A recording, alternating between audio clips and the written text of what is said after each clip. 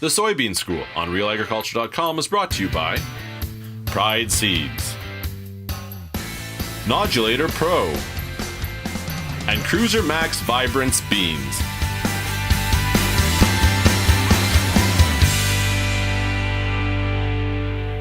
We're in early fall, and I always like this time of year to go into soybean fields in particular and evaluate level of weed control with the herbicide program used. And it's easy to blame a herbicide or to pick on a herbicide and say, wow, it didn't meet my expectations, the control was poor. Often you don't have the luxury in your own field of comparing it to other herbicide programs, or maybe an area you didn't spray. At the Aurora Research Station, we do.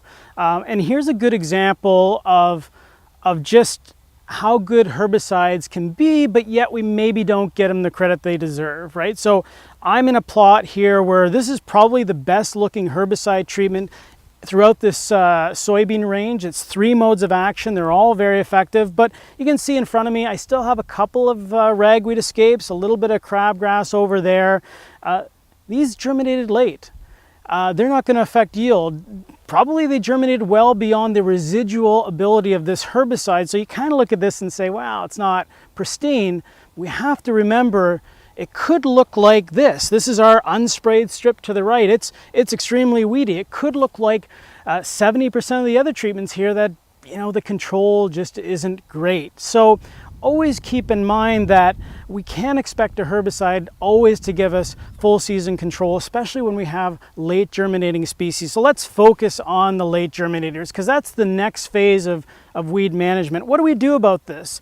This ragweed plant here has a bunch of seed that's not quite mature. It'll darn well be mature at the time we go through with the combine. It'll spread it on the ground. Wouldn't it be nice if I could either deal with this now or deal with it and destroy the seed at harvest? So I guess one thing you could do is you could come through here with a clipper and knock off the tops, and maybe you get some of that seed. But I think most of us aren't that comfortable with that because it's another pass through the field. You might clip some beans that you don't want to. Some of the seed is down here below the canopy. You're not going to get it. So you're not going to get 100% of the seed.